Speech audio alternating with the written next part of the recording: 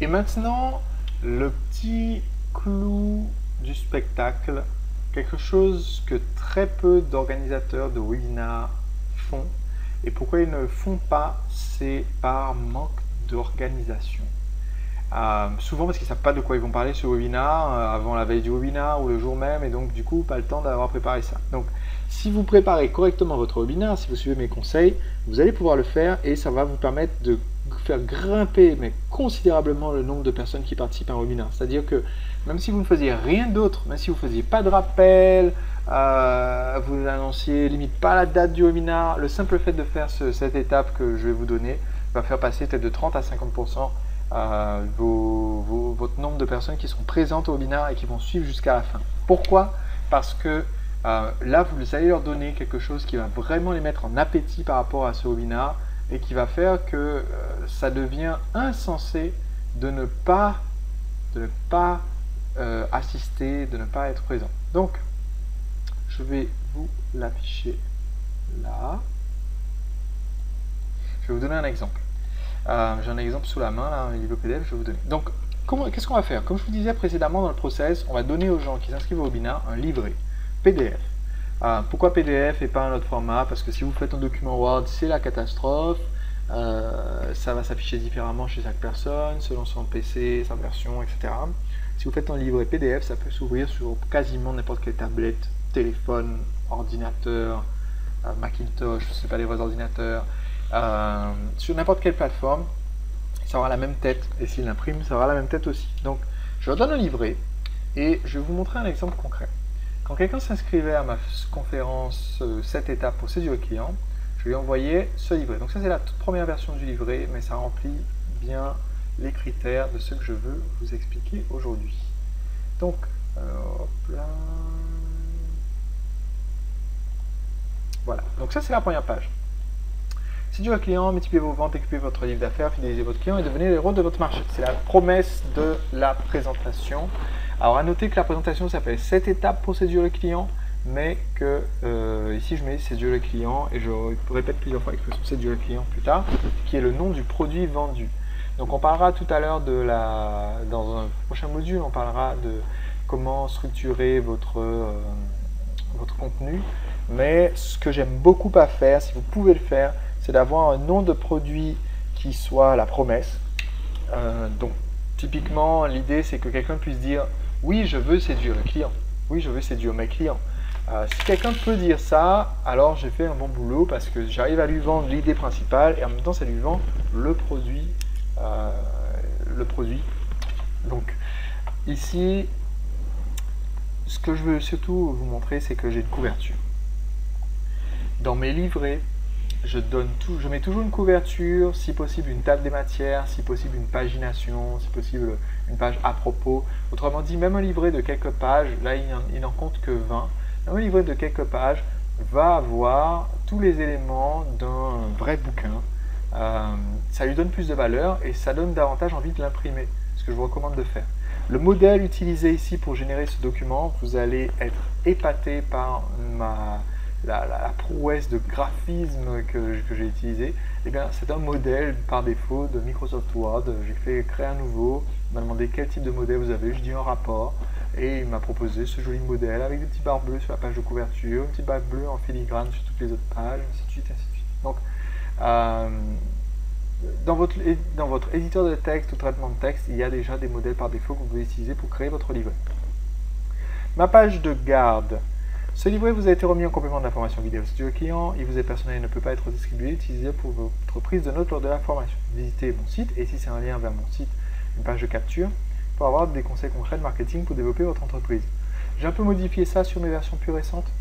C'est-à-dire aux gens qui peuvent le distribuer autant qu'ils veulent et de faire suivre le lien de séduirleclient.com pour donner aux gens, à faire leurs amis, ce livret gratuitement ainsi que la conférence. Ensuite, alors vous aurez de toute façon ce document en pièce jointe dans le module de formation, mais je vous présente les points essentiels du livret.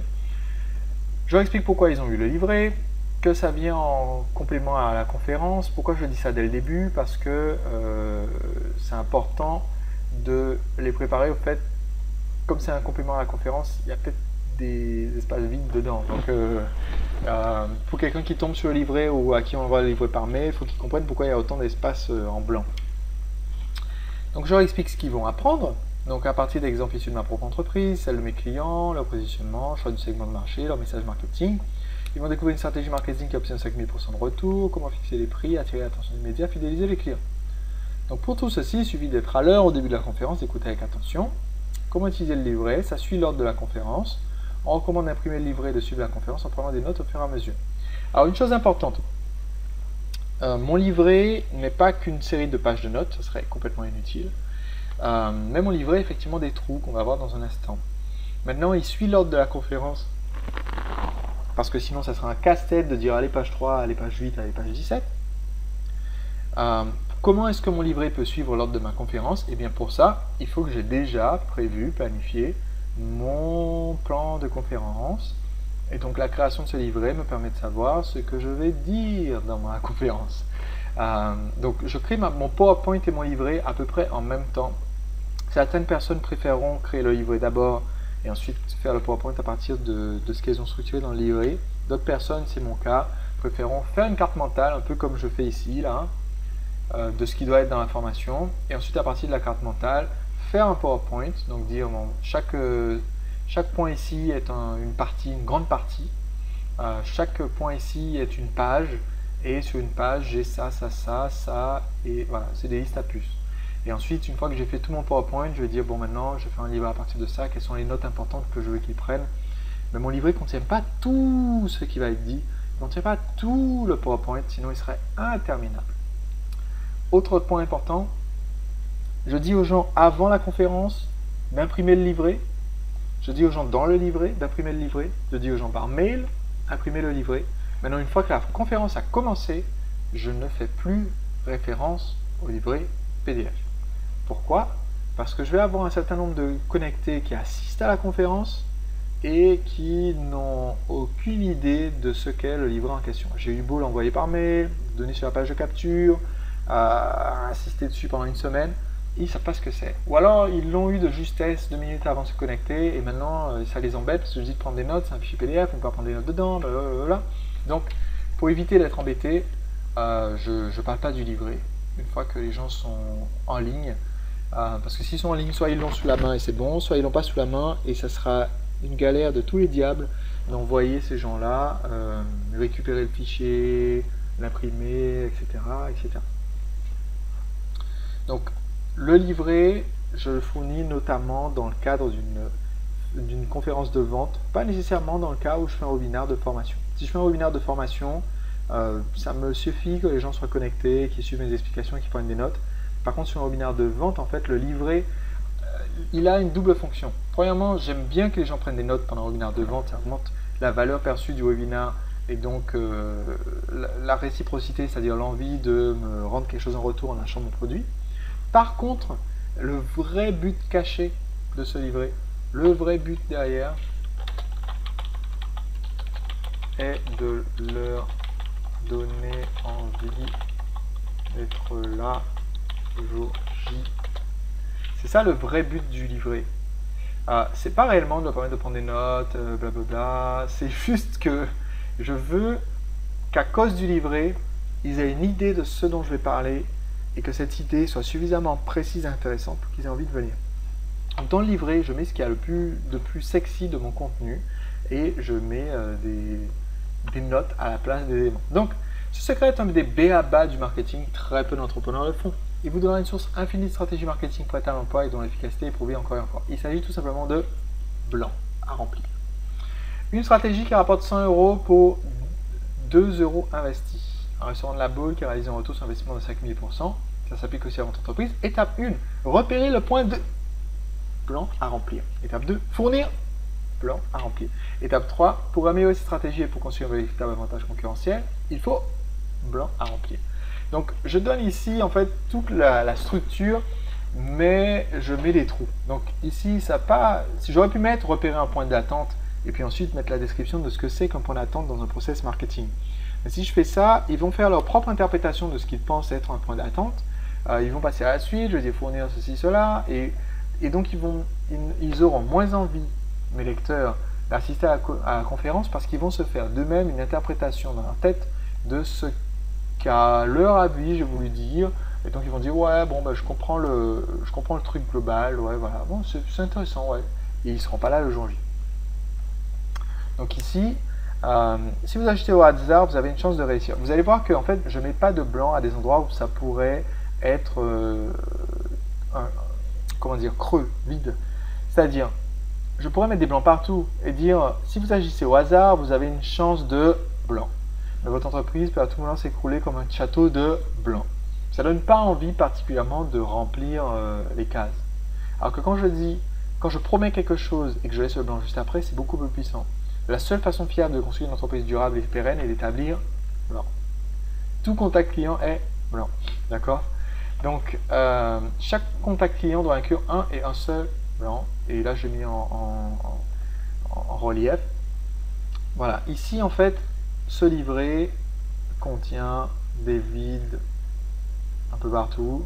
D'accord? Et les avantages immédiats. Voici les éléments de en fait, c'est votre histoire. Le cœur de la stratégie presse de séduire le client, c'est à remplir. L'avatar de votre client, c'est tout simplement blanc. Le visage de votre client. Donc, je vous donnerai de façon affichée un exemple. Mais ici, vous voyez qu'il y a une alternance entre des paragraphes de texte, de justification et des zones vides dans le truc qui doivent compléter eux-mêmes. Par exemple, si vous avez recours à la publicité payante, vous devez appliquer les principes du marketing direct.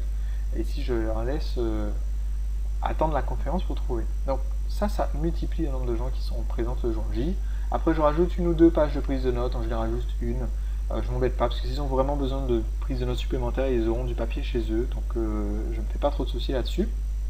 Et puis j'ai une petite page qui est le marketeur français, et une dernière page de gamme.